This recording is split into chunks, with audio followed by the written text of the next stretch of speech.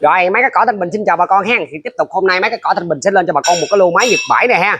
Thì hôm nay á, thì bên máy cắt cỏ Thanh Bình thấy là động cơ 4 thì nhiều ha. Hai con Honda GX 25 4 thì, một con Makita 4 thì, hai con Echo 265G đó, và một con TH đó, còn nhiêu lại là ba con Maru. Thì bà con mình bữa nay mình đón theo dõi ha, mình làm được cái dòng động cơ nào thì liên hệ với máy cỏ Thanh Bình ha. Thì mình đây mình coi bữa nay là có đủ hết trơn ha, động cơ 2 thì và động cơ 4 thì.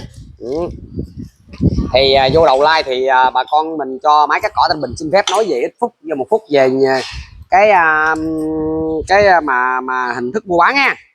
Đó, về cái hình thức mua bán nha, thì những con máy này thì máy cắt cỏ Thanh Bình đã cho thợ kiểm tra, nó test nổ rồi rửa gáy sạch sẽ cho bà con mình, kiểm tra thật là kỹ càng cho bà con mình mua về sử dụng ha.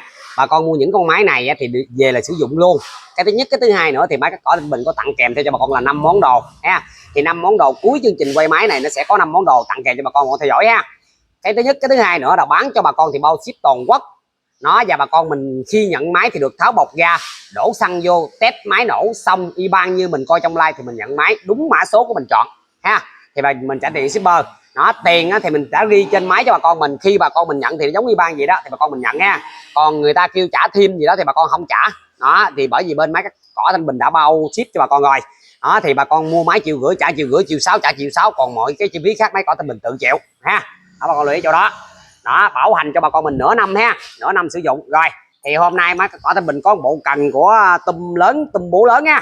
Con này bộ cần của nó là tum này là tum 330 Honda GX 35 541 430 420 đồ xài chung nha. Đó, thì nó gồm có là một sợi dây ga, dây con tắc toàn luôn ha, tay cầm đó, tay ga. Cái này thì cái áo này nó có nứt nhẹ cho này cái ha đó, nhưng còn nhiêu là nguyên vẹn ha. Bên đây thì còn đầy đặn nè đó, con tắc còn luôn nè ha. Ống cần con này thì nó cái chặn giác nó bể ha đó, đầu bò chén kẹp mình bao đủ cho bà con mình ha. Bà con nào ở nhà có đầu máy tum lớn thì mua về gắn vô ha. Rồi thì cái cần này thì mình sẽ tính cho bà con mình cái giá là 280.000 ha, 280.000 đó. Bà con nào có làm được cái bộ cần này thì liên hệ với mấy cái cỏ Thanh Bình ha. Cái này là hàng bán khuyến mãi ha, chứ thật chất cái cần này bán đang thị trường cái giá là 550 600.000 một bộ như này bà con. Bởi vì cần Nhật 7 nó mắc ha. Cần mới bây giờ thì nó chọn bộ nó cũng tầm cái giá chọn bộ mới bây giờ nó cũng tầm cái giá là 500-600.000 này, và bộ Nhật 7 nó cũng bằng cái giá gì đó chứ nó cũng không rẻ hơn ha. Rồi thì đầu tiên thì máy cắt cỏ Thanh Bình sẽ lên cho bà con một con đến từ thương hiệu là Honda. Con này là GX 25 đó, nòng con này là tầm khoảng 37 ly nha bà con, 37 ly ha. Honda Thái Lan đó, áo yếm đồ đạc đẹp ha, tem mạc đầy đủ ha, nòng trắng bóc ha, bô còn số xe ghi ha.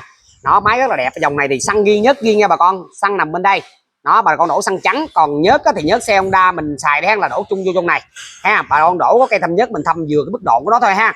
Máy này thì mình sẽ bao zin cho bà con, bao nổ bao nhại mập bao không khói ha. Đó, bình xăng con của nó là bom bù chế hệ một kim đó. Con này thì máy cắt cỏ Thanh Bình thấy là nguyên zin nè đó, tem toàn cầu còn nè, Honda còn nè ha. Đó, máy móc đầu Hyundai nguyên kiện nguyên zin, tum gời ha. Đó, tum gời á, tum là tum, nó là tum gời là tum 260 ha. Nó về đấu mình xịt thuốc cũng được nè, hay là con mình chế bơm nước cũng được luôn ha. Bô áo bô đẹp nè, bao da tay cầm lớn, tay ga bóp hệ xịn sò nè ha. Con tắc nằm trên tay cầm cho bà con mình dễ sử dụng nè. Đó, chặn gác zin, đầu bò zin ha. Con này thì máy cắt cỏ Thanh Bình sẽ thấy zin 100% này ha. Rồi để máy cỏ Thanh Bình test nổ cho bà con tham khảo ha.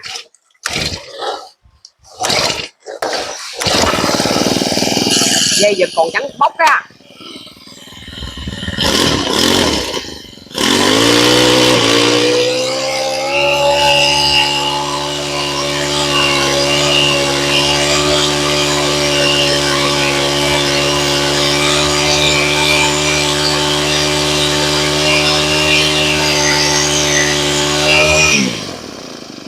Máy chạy rất là gông, rất là bốc, không xào, không hú, không kêu, mà đặc biệt không có khói á. Rồi độ nhạy nè đó. Khi bà con mình nhận máy thì bà con mình cũng được lật ra và đổ vô và test nổ giống ba như máy nổ cho 7. Rồi đó, khi bà con mình chốt máy mua máy thì bà con mình nhớ kỹ dùm cho máy cắt cỏ Thanh Bình là mã số này ha. Rồi S44 nè, con này thì máy cắt cỏ Thanh Bình sẽ tính cho bà con cái giá là 2.500.000 ha. Honda GX 25 giá là 2.500.000. S44 bà con lưu ý dùm cho máy cỏ Thanh Bình ha. Khi mình chốt thì nhớ kỹ dùm cho máy cỏ Thanh Bình là mã số ha. Tiếp theo thì máy cắt cỏ Thanh Bình sẽ lên cho bà con một con Magu 20. Con này của hãng Magu Yanma, đúng đời Nhật Bản nha, tem toàn cầu nè. nòng kiến bu trắng máy móc áo yếm đồ đạc là nguyên zin nè. Đó, bình xăng con là Wambo chế hệ một kim nè. Hồi nãy mình nói cái vụ hình thức mua bán nguyên zin mà mình quên giới thiệu cho bà con những cái đầu zin ha. Bây giờ mình giới thiệu đầu zin ha. Zin là bao cho bà con là nòng bạc phích tông zin nè, bao máy móc chưa gã gáp chưa bung nè, chụp giật nè, IC đánh lửa nè, bình xăng con nè, tum đuôi nè, ống cần nè, đầu bò là zin 100% ha. Còn những cái phần bên ngoài là giống như nắp e, nắp xăng đó, hoặc là dây ga, tay cầm, chặn gác, chén kẹp thì máy cắt cỏ Thanh Bình không có bao zin. Ví dụ như con nào nó còn zin thì zin, còn con nào không zin thì máy cắt cỏ Thanh Bình phải vô cái máy mới cho bà con để đồ bà con xài ha, chứ không có để zin, không có zin 100% ha.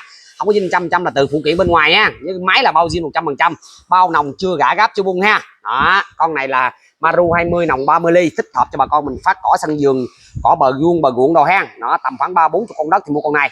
Nó này đóng lốc là đóng ở trên da băng ở chỗ này cho bà con mình ha. Áo yếm đồ đạc đẹp nè, bù trắng nha. Đó, tay cầm lớn, ống cần thẳng, chặn gác mới, đầu bò zin ha. Rồi để máy cắt cỏ Thanh Bình sẽ thép nổ cái dụng zin này cái cho bà con tham khảo ha.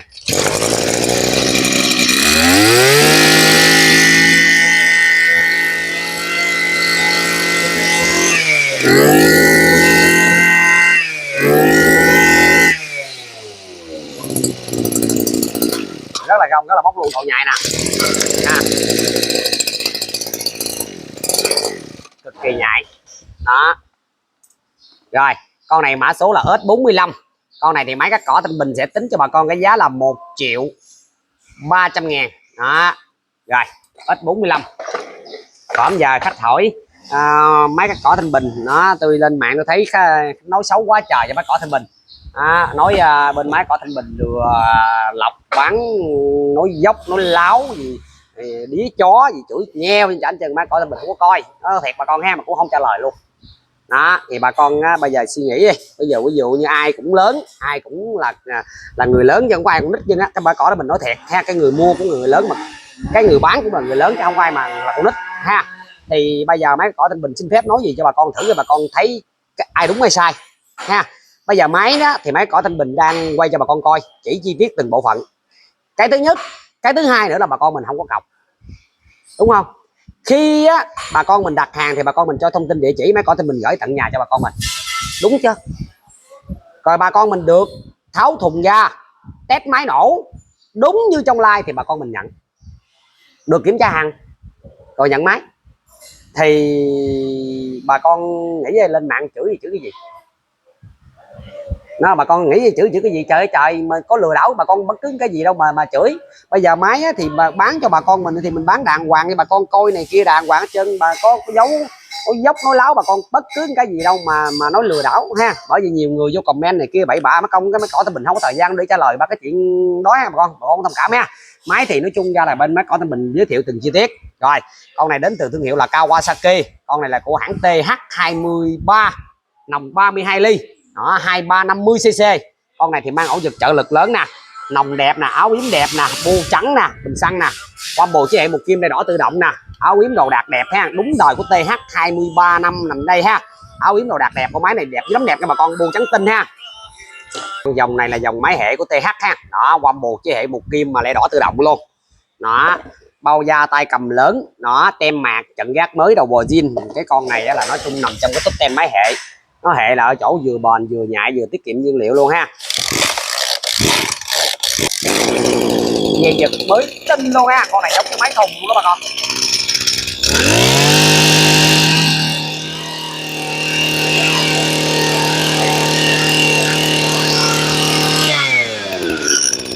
Con máy này bà con mua về xài 5-7 năm bình thường ha. Dòng này thì nó quá hệ, không thấy không? Đó, kéo thẳng con dây là chạy ha. Dòng này là nó nằm trong cái top 10 máy giữ đó bà con. Đó, con này là S46, con này thì máy cắt cỏ Thanh Bình sẽ tính cho bà con cái giá là 1.600.000 ha. Đó, dòng máy này là máy VIP á, nó nổi tiếng luôn á.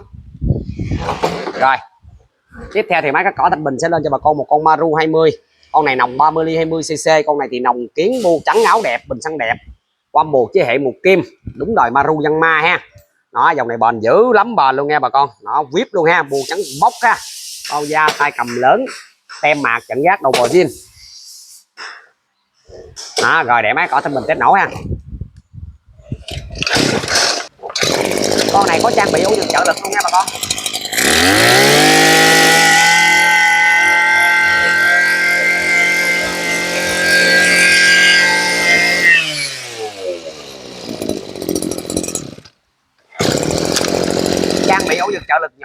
con mình giật rất là nhẹ ha. Cái dòng giật vải thì bà con yên tâm, cái vụ mà trợ lực nó làm như đa số là trợ lực hết.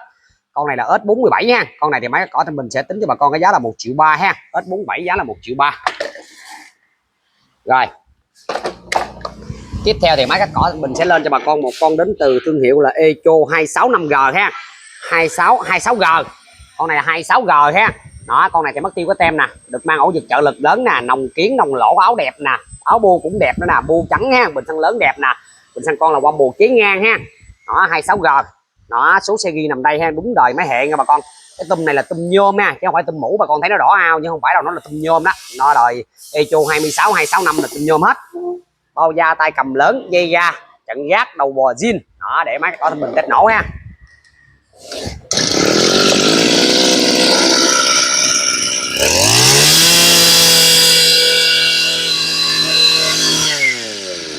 Siêu mạnh ha. Đó, cái dòng này bà con mình xài 5-6 năm sau nó cũng nhạy giống như bàn gì, chứ không phải là bà con xài thời gian hết nhạy, không phải đâu nha. Bởi vì dòng này nòng kiến 100%. Cực kỳ nhạy.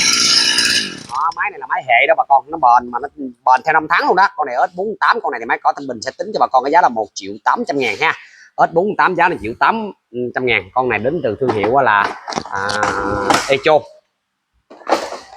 Rồi tiếp theo thì máy cắt cỏ Thanh Bình sẽ lên cho bà con một con Honda GX25 ha. Đó, con này là Honda GX25 y bao như con hồi nãy nè, Honda GX25 ha. Đó, tem mạc nè, nòng zin nè, bu trắng nè, bình xăng là bom bù chế hệ nè. Đó, cái động cơ này thì nãy mình có nói với bà con rồi ha, là xăng nghiêng nhớt nghiêng ha. Nó xăng đổ một bên nhớt đổ một bên khỏi cần pha nha. Mà con này tầm khoảng độ 4 kg độ 4 kg mấy đổ lại nha bà con. Áo yếm đầu đạt đẹp ha. Đó, tum G260 ha. Đó, bu trắng ha, đẹp đúng đời Honda ha. Rồi con này thì máy gọi thì mình thấy nguyên zin ha. Đó, bao da tay cầm bóp hệ nè. Đó, con tắc zin nè, tem mạc chặn gác đầu bò zin nè. Rồi để máy cỏ Thanh Bình test nổ con Honda GX25 này cho bà con mình tham khảo cái.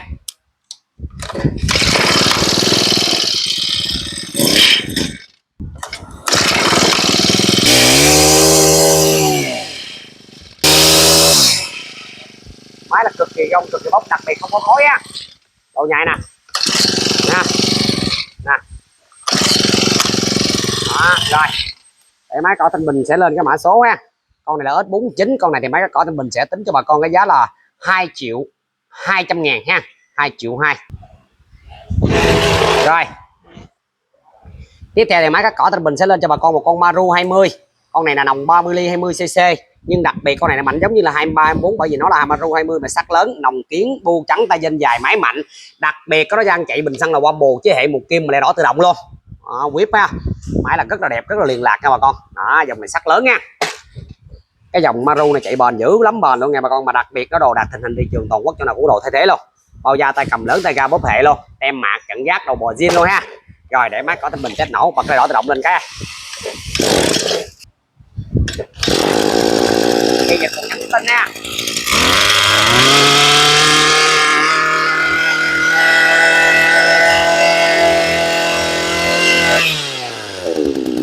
Máy nổ rất là mạnh nha bà con.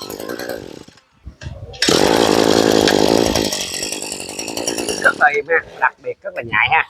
Rồi con này mã số là S50. Con này thì máy cắt cỏ Thanh Bình sẽ tính cho bà con cái giá là 1.400.000 ha, bởi vì dòng này là nó là sắt lớn nha bà con, nó sắt lớn nha. Rồi tiếp theo thì máy cắt cỏ Thanh Bình sẽ lên cho bà con một con Echo Kyrit. Con này nòng lỗ nòng kiến 100% nè. Rồi con này chạy bít tông ga ha, bu trắng như mới nè, áo bu đẹp, áo đẹp nè, ổ giật trợ lực lớn nè. Đó, bình xăng đẹp ha. Con này 26 nòng 34 ly 26cc ha. Đặc biệt nó là tôm nhôm nha bà con, nó tôm nhôm bu trắng ha, máy vip luôn. 26 bà con mình coi cần những con máy mạnh về để đánh cướp đánh đầu thì mua mấy con này thổi lá đâu đó ha. Bao da tay cầm lớn, tay ga bóp hệ nè. Đó, chặn gác đầu bò zin ha. Rồi để máy cỏ Thanh Bình test nổ nè.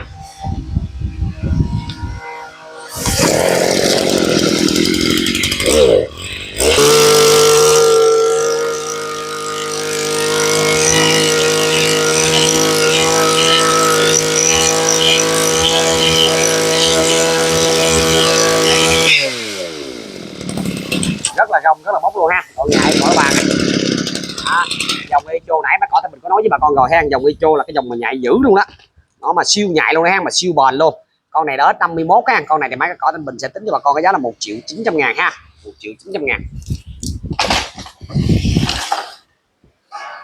Rồi tiếp theo thì hôm nay máy cỏ Thanh Bình có con tu shot nè. Đó, con này tu shot dòng này bây giờ đang nổi tiếng dữ lắm nha. Đó, tu shot, con này tu shot 23, nòng 32 ly 23cc, đẹp giống như máy thùng nha bà con. Đó, bà con mua mấy con máy này giống như bên Nhật mình mua được con máy Nhật gì nè, máy Nhật mới ha. Nòng kiến nè, áo yếm đẹp nè, bu trắng bóc nè, bình xăng lớn nè. Bình xăng con là qua bù một kim, dòng này đặc tính của nó là máy rất là nhạy mà kim máy nó rất là bóc nha bà con. Bóc máy dữ lắm luôn ha, gông bóc ha, áo yếm đẹp như mới ha, tu shot 23, nòng 32 ly 23cc. Đó, bao da, tay cầm, dây ga, trận gác mới, đầu bò zin ha. Rồi để máy cỏ Thanh Bình test nổ ha.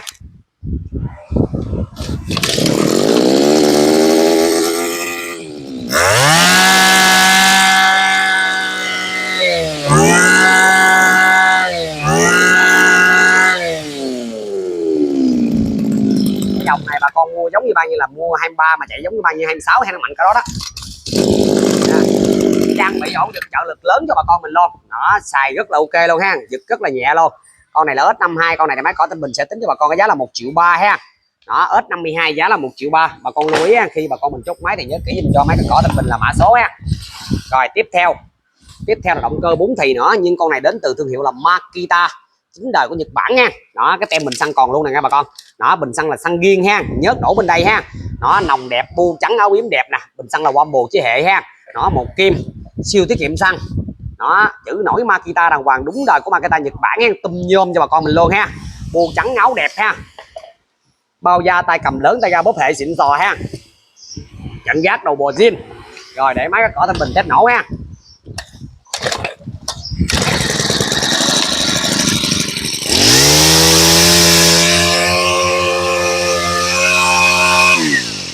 Cực kỳ biết đó bà con. Gan tê thì nổ thì thầm, máy bao không khói ha, bao không khói cho bà con mình luôn.